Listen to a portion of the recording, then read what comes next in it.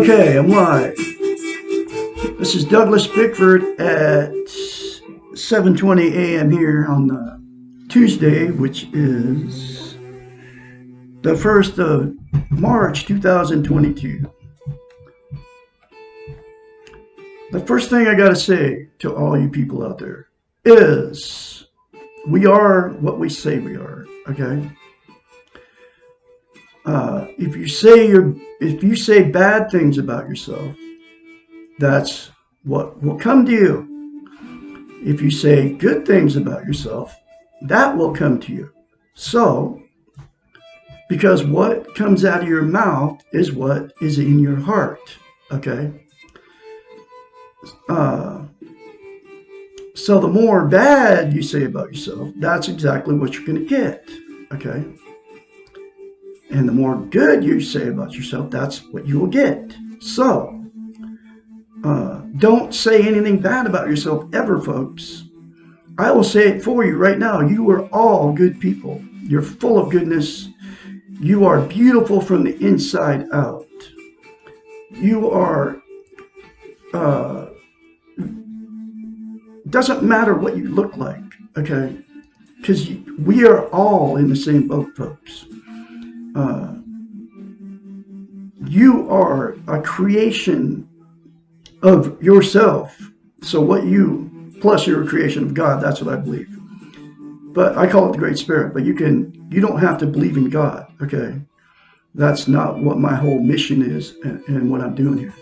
But my mission is to spread the message that we are all born good, okay? And we are all full of goodness, okay? That's all, that's the way we are. We're human beings. That's us, okay? Anyway, so all that said and done, I'm going through this book right here, a chapter at a time, okay? From Portable Therapist. She's a doctor of psychology. She knows what she's talking about in this book, okay? She was a counselor, a therapist, a psychiatrist many years, and she's had many clients, okay? She's 73, lives in Madrid, Texas. Susanna McMahon, got a PhD, folks. She wrote this book in the 90s. It was published in 1992, okay? Every chapter, I kid you not, almost every chapter, not every chapter, but almost every chapter talks about how we've been trained and taught not to have self-love, self-esteem, self-worth, self-confidence. It's how we feel about ourselves inside. That's what self-esteem is. It's, self-love, right? But every chapter talks about how it's been trained and we've been trained and taught not to have it, okay?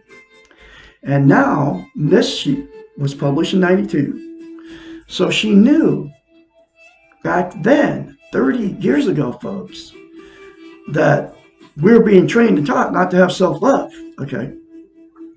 And now it's 1,000 times worse because we have the social media, okay? Just YouTube alone didn't even come around until 2005, okay? And even where I'm broadcasting here.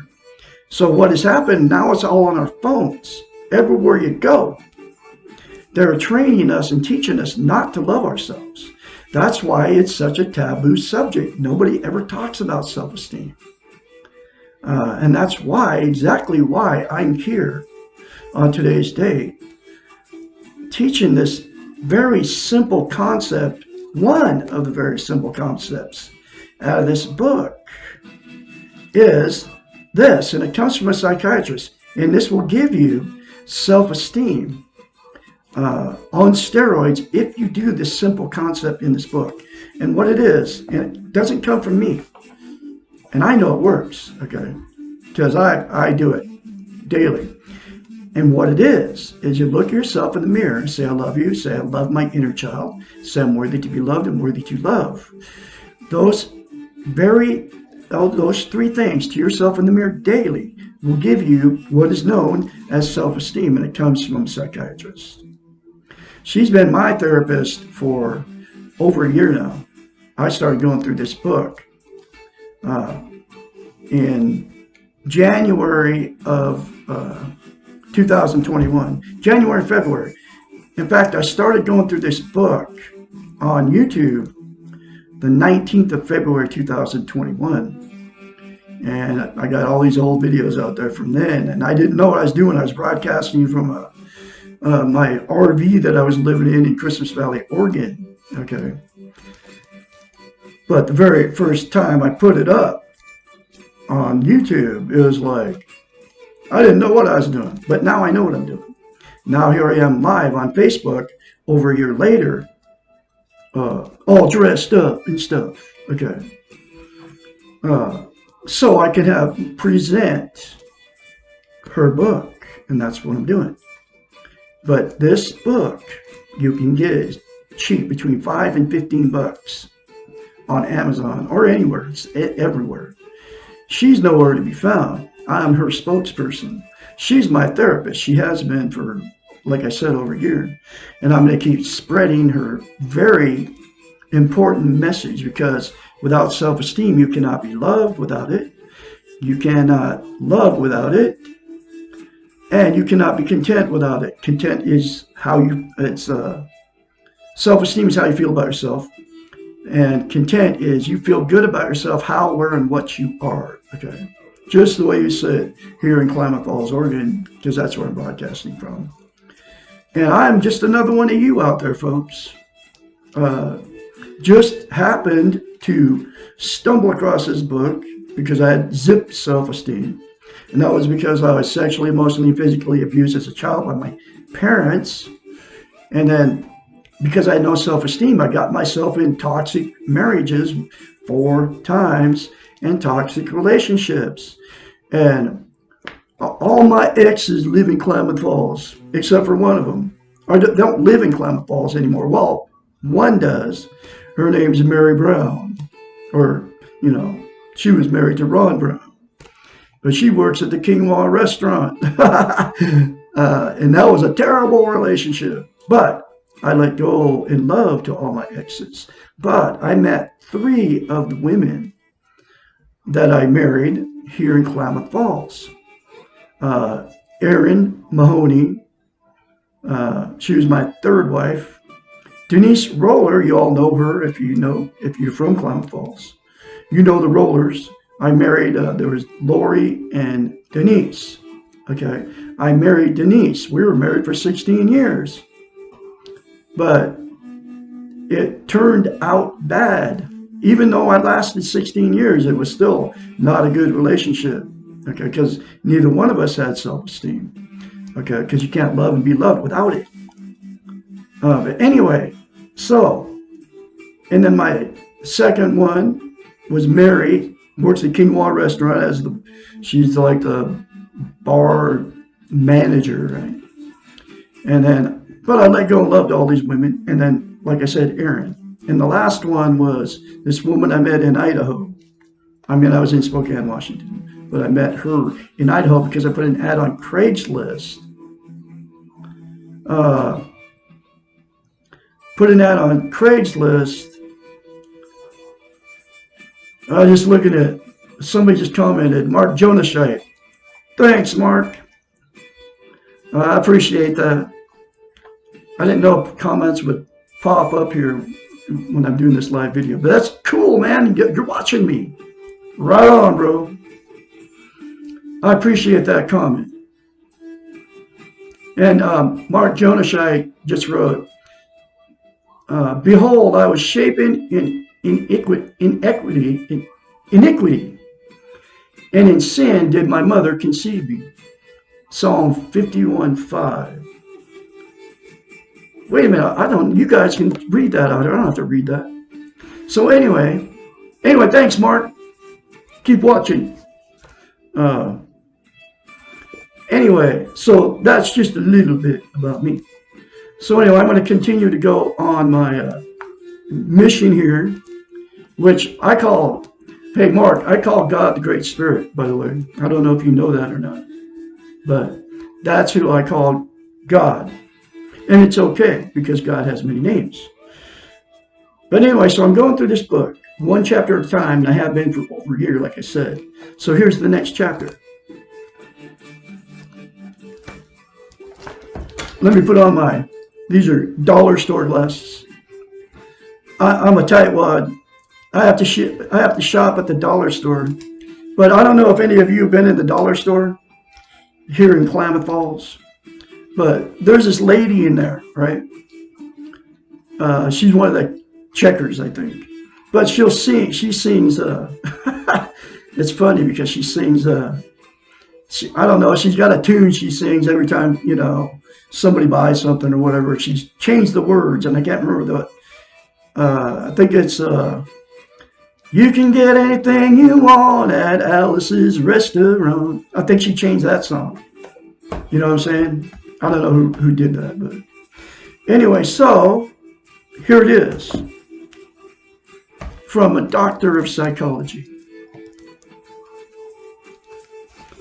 What is the meaning of paradox? Because she uses the word paradox in this a lot, okay?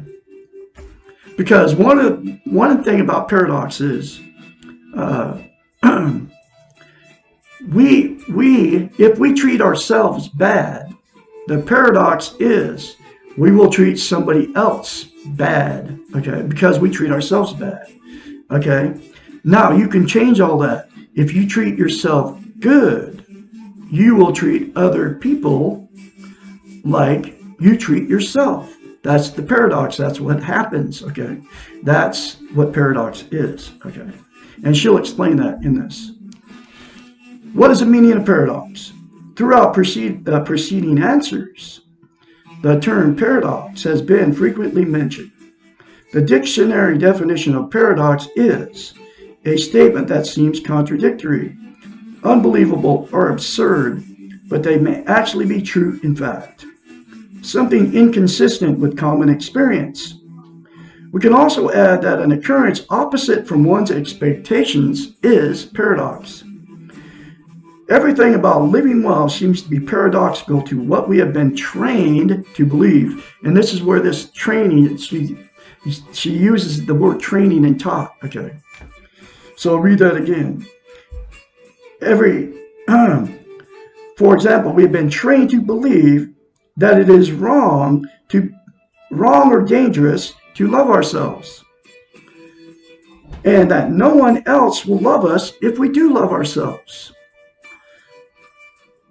This is paradoxical because the better we are able to love ourselves, and this is exactly what I just said, the more love we generate for others and the more love we receive from others. Do you see what I'm saying here? What I just told you, okay? Likewise, and this is where I learned this stuff from. It's from a psychiatrist. She knows the brain, right? This is paradoxical because, wait, I just read that. Likewise, the more we take care of our own needs and wants, the more others want to be around us and offer to help us. Incidentally, the more that you caretake others to the exclusion of yourself, which is what we have been trained to do, the more resentment we foster in both ourselves and those being caretaken. Wow. Think about that, folks. Okay, and this is all true stuff. And this is exactly what's happened to me it's over 16 months now since I left a toxic relationship. This woman I was married to was doing all that stuff to other people, and she never took care of herself. I watched this happen in my marriage. I didn't know what was going on. But 2 months going into this 3.5-year marriage, I knew there was something wrong, but I had no idea what it was. And there's billions of you in this predicament out there too, okay? In the same boat as me, okay? Let me see. The more resentment another paradox. The more secure you feel about yourself, the more open and vulnerable you can be around others. The more power others give you. Okay, like I told you that the only reason I can do this is because I have attained self-esteem. I told you that I was emotionally, sexually, and physically abused as a child by my parents. Okay? I could never ever say that to anybody until I was 65 years old, sitting in an old RV in Christmas Valley, Oregon, the first place I landed after I left this woman in Idaho, right? I could never say that publicly to anybody. And for 65 years, I kid you not, folks, I stuffed it. And it's because I didn't have self-love, self-esteem. But now, here I am, over a year later, March 1st, 2022, right? Telling you publicly, total strangers, of what happened to me as a child. But I can do that now because I have attained self-love, self-esteem, self-worth, self-confidence. And she just said that. And now that I've said that to you, you're going to give me the power back. That's the way it works. To keep doing what I do. If you look at my post today, okay, on my Facebook page, we are what we say we are. And you say bad things about yourself, that's what's going to come to you. You say good things about yourself, that's what's going to come to you. I said this in a written post this morning, right? And it's our choice to say good things about ourselves. It's our choice to say bad things about ourselves. So, because of that choice to say good things about myself or yourself, you will feel good about yourself if you say good things about yourself. That's your choice, because it's in your control to say good things about yourself. It's not your choice how you feel, but it's your choice to say good things about yourself. And the behavior because of that choice to say good things about yourself will make you feel good. Do you see what I'm saying here? Okay. But like I said, it's not in your control how you feel. Okay. Our feelings are not in our control. But what comes out of our mouth about ourselves will make us feel the way we talk about ourselves. That's like paradox, right? Just what she's talking about here. We are taught we have to defend and protect ourselves, and that we cannot appear vulnerable or others will take advantage of us, okay? We are taught that, folks. It comes from the television, and now it's coming from all the social media. That's why people won't talk about their feelings. They won't talk about stuff that's happened to them. It's bad because you've been taught that you can't say that about yourself, because then people, like she says, you will be vulnerable to them, and then other people will, this is what we've been taught, other people will take advantage of us if we appear vulnerable. But it's not true, okay? Listen to this. Actually, the opposite occurs. The easiest and fastest way to understand paradox is through the use of humor. Laugh at yourself and with others. Do not take anything that seriously. It's all a game and we are all players. The best we can occurs when we let go, we're in love, and have fun and play the game spontaneously.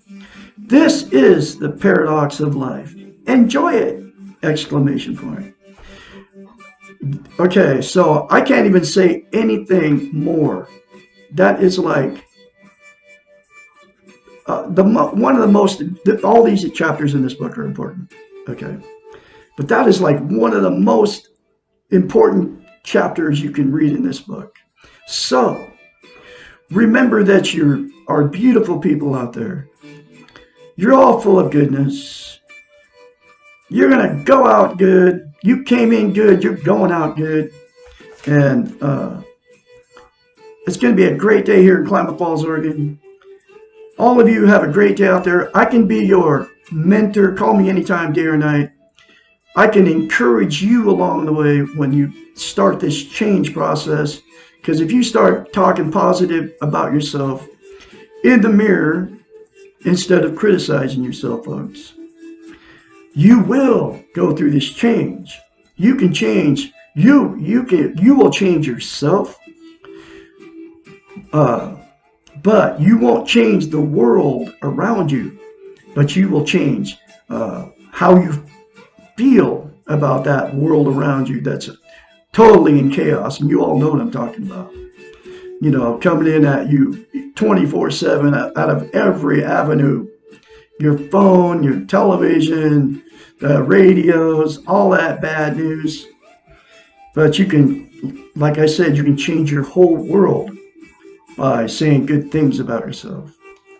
You all have a great day out there. I'm going to have another chapter tomorrow, which will be what makes the world so crazy and how do we deal with it. I'll talk to you later. I'll talk to you tomorrow.